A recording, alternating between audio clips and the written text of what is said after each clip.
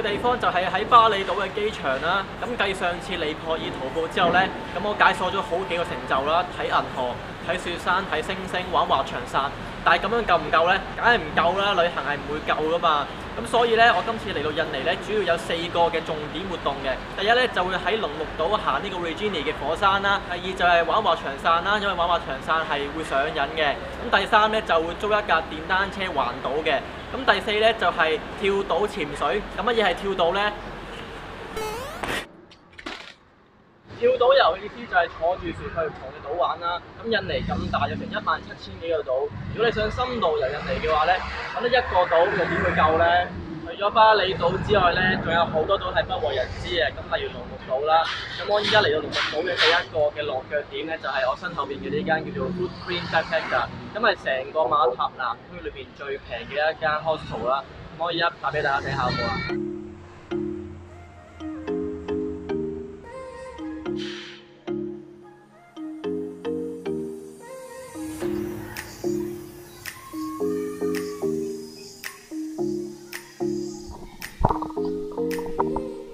咁呢一間係我住過最貴嘅 hostel 啦。咁我上次喺尼泊爾住呢，都係10蚊20蚊港幣嘅啫。呢度呢係要50蚊港幣。但係呢度嘅設施呢，同埋呢個嘅客廳係好大嘅，同埋佢啲床呢都好新淨嘅。呢啲就係我今次帶嚟嘅裝備啦。有個背囊啦，80呢嘅。然之後呢，佢呢個 locker 可以成個背囊都可以放得到。之後呢個就係我今次嚟行山嘅裝備啦，有黑頭貼啦，有 mask 啦，同埋呢個食雞手掣嘅。有一啲就係運動 cam 啦、電單車、手機架啦、防水袋啦，因為潛水、露營嘅帳篷啦、行山杖，跟住衫褲咁樣咯。咁佢呢間係有埋個廚房嘅，咁呢度就係嗰個星盤啦，但係就冇電磁爐嘅，但係佢齊晒嗰啲碗啊、叉啊、碟啊嗰啲嘢嘅，同埋有個飲水機。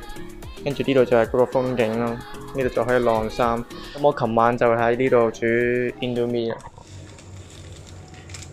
嚟到印尼食咩好？咁梗係食 Indomie 啦。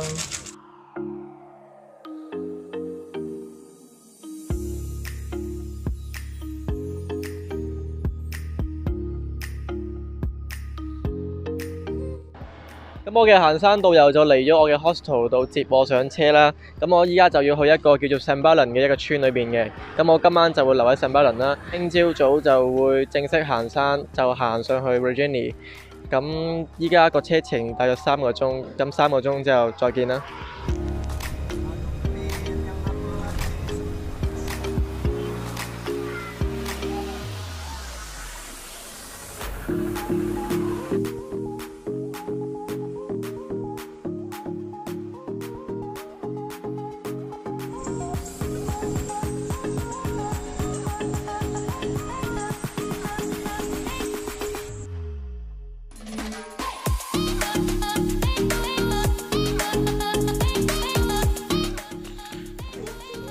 3個鐘之後呢，咁我哋就嚟咗呢個叫做 Sembalan 嘅村啦。咁我哋今晚就會喺呢間屋裏面食飯同埋住嘅。咁就全部都係印尼人嚟嘅。呢個就係我哋今晚嘅晚餐啦。Kalau belum di ini belum di save kan belum untuk nama India, nama India. Namanya bubur dia. Atau this is your name, Pango. Asia. Ada yang respect semuanya. Pesawat lagi aku naik kapal supaya. สวัสดีครับครับ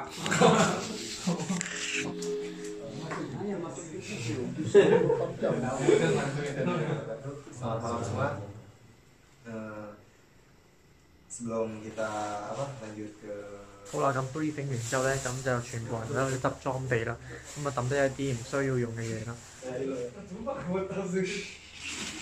今晚係咁啦，聽日6點鐘起身，正式上山，聽日見。Next morning.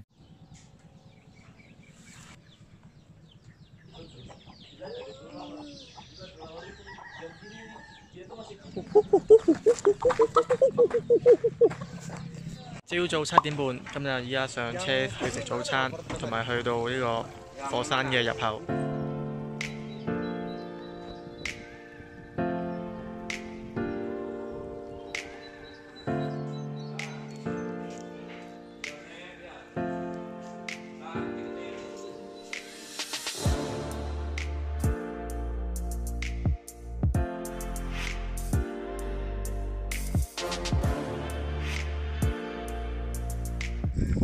go banner ya mas?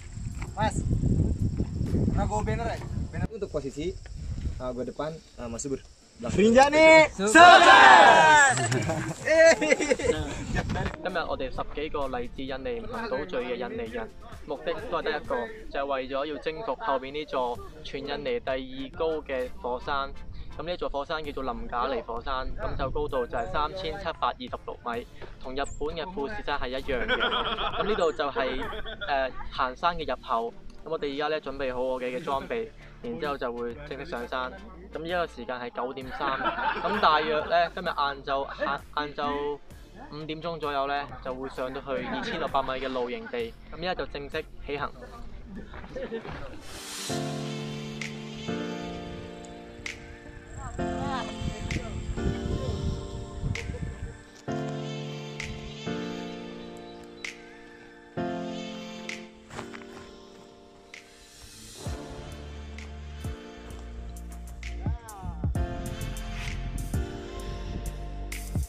行 Rinjani 咧入口有分2個嘅，一個係 Sembalan， 一個係 Senaru。由於2018年地震嘅關係咧，溫泉同埋登頂咧係官方唔容許嘅。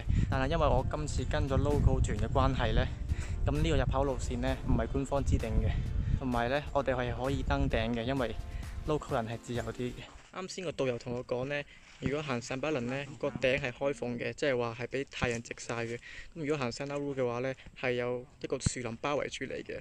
跟 local 人就係有唔一樣嘅玩法，唔一樣嘅體驗，又可以登頂啦，又可以上去最頂，即係3726米啦，又唔使俾入場費啦，又可以行秘密通道啦，然之後個價錢平過所有旅行團。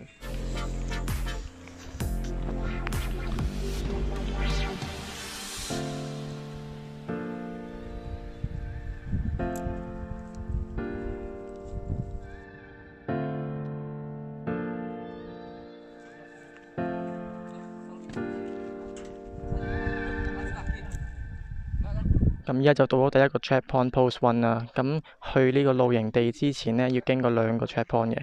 咁陣間嗰個係要 post 2啦。咁距離仲有1.4公里。然之後距離今晚嘅露營地仲有5.3公里。呢度就係第一個嘅 checkpoint 休息站。喺 post 1唞完之後呢，咁依家就去 post 2啦。咁1.4公里，大約半個鐘啦。行咗半個鐘之後呢，上面就係 check post 2啦 ，POS 2。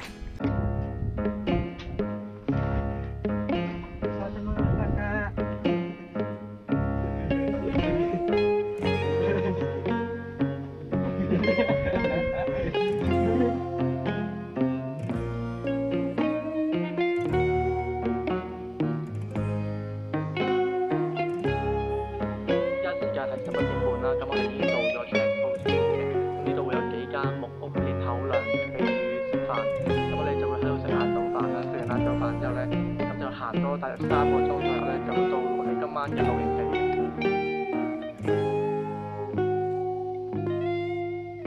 行 Rinjani 咧，你哋都要報團㗎啦。報團有報團嘅好處啦，佢哋會幫你沖晒茶、煮下嘢食，拎埋個帳篷啦。咁佢哋依家就幫我沖茶，係咯，同埋陣間會準備一個午餐。Terima kasih banyak。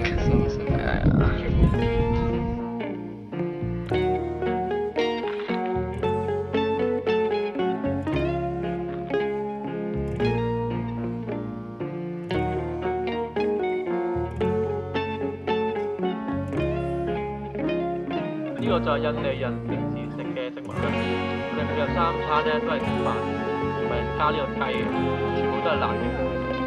即使係早餐都好咧，都係食飯同埋食呢個辣雞。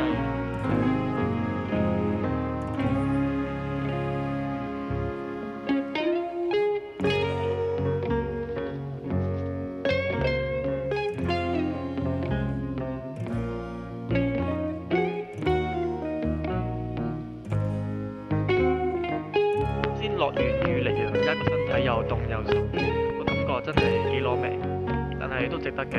話晒都係全印尼最靚嘅火山徒步路線。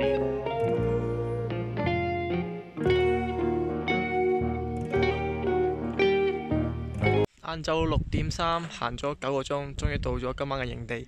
但係因為太多雲嘅關係呢，我呢度影唔到湖景俾大家睇。今晚我2點鐘，凌晨2點鐘呢會有個 big challenge 啦，我哋要由2600米上到3726米。咁呢就我直接跳到去今晚，然之後個湖景我再後補啦。一陣間凌晨2點打大佬，2點見啦。而家瞓覺，拜拜。凌晨2點幾啦，依家要上山啦。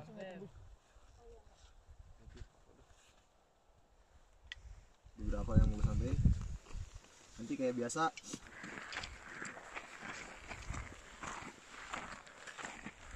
今晚嘅星星數量係比尼泊爾嗰一晚仲要多，仲要係冇雲添。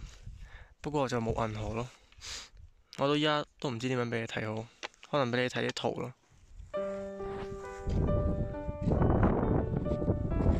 就到啦，應該就到啦。我依家已經到咗導遊啦，即使個導遊都好，佢都係啊，睇啲日出啊。不過我諗應該睇唔到㗎啦。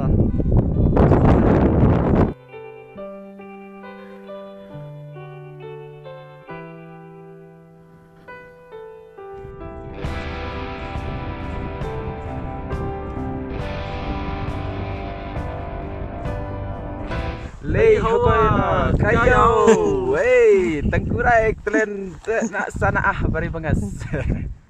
Terima kasih banyak.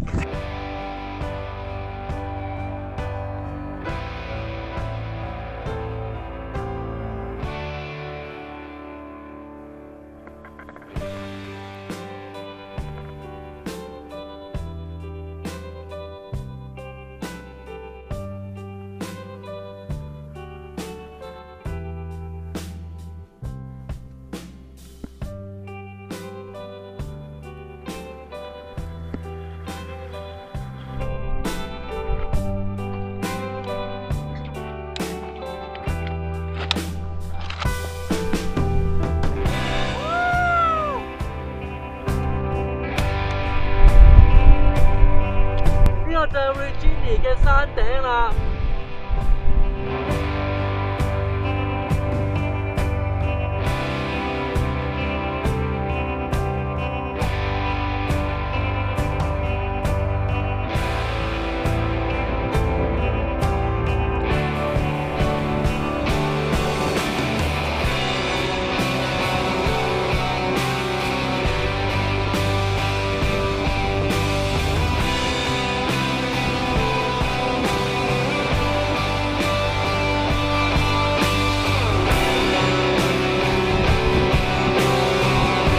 一座火山叫林賈尼火山 Mount Rinjani。點解咁多印尼人上嚟呢一座山呢？就係因為呢一度嘅景係全印尼最靚嘅火山，同埋有個湖景啦，同埋呢一座火山嘅路線呢，都係全印尼最難嘅。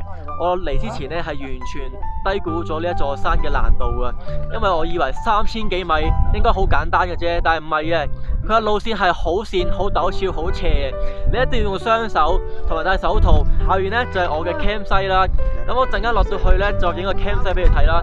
咁我琴晚因為太過多雲呢，所以影唔到，咁我陣間落去補翻俾你睇。幾辛苦呢，都係值得嚟呢度㗎，因為為咗呢個景，呢個地方係冇大媽，好少亞洲人。呢一個已經值得你嚟嘅地方。咁你嚟印尼想嚟一個深度遊或者一個唔一樣嘅玩法嘅話呢，就玩呢個 guide 啦，呢個叫做Ubon。係 Welcome to Rinjani 嘅。如果你哋有興趣嘅話，我就將個 IG 擺喺下面啦，咁你哋就自己揾佢啦。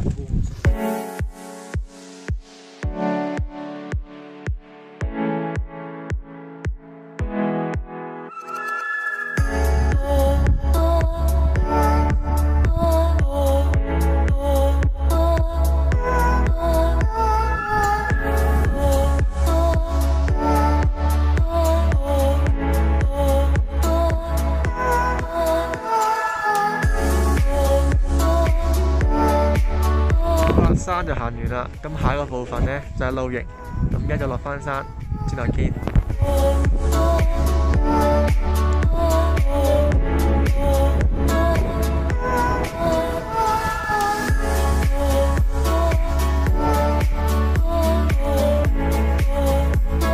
人生有時都真係幾悲悲哀。年輕力壯嘅時候就唔知道做咩，到佢老嘅時候咧想做都做唔到，所以今次都值得嘅。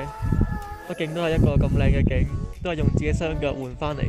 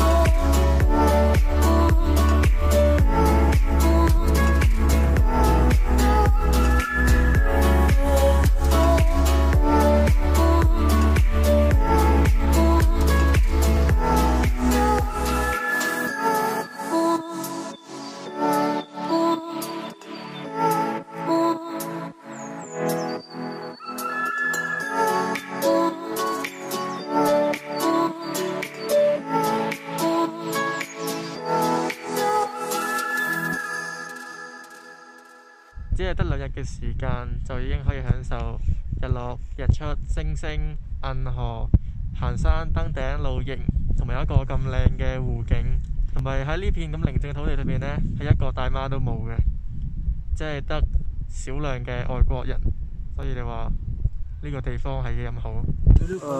Manggu. I think you wanna take a selfie with us. Oke. Dua lagi Pak. Pas ya. 今晚嘅晚餐 Indomie 同埋炸雞髀同埋薯片。Okay. 呢個係 Indomie Sari Halagu。咩啊 The next morning.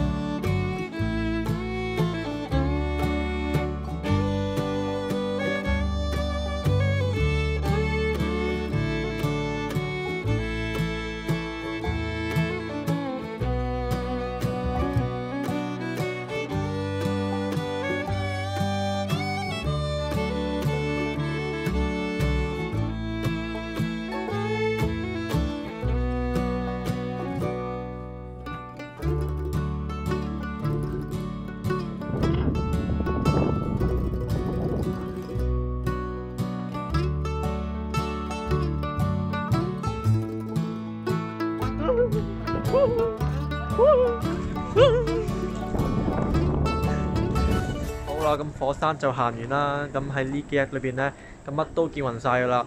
行山、火山湖、火山、露營、星星、銀河，乜嘢都睇齊晒。咁啊，又有一個新成就啦。咁依家就同佢哋去食飯啦。咁呢一集就大概到此為止啦。咁下一集呢，我就會去龍目島北面最出名嘅3座小島嘅。咁就聽日會去啦，我會擺下一集嘅。咁下一集再見啦，拜拜。一番大きな背中世界中で一番優しいその手疲れてたくせして肩車なんてね触れるほど夕日が近くに見えた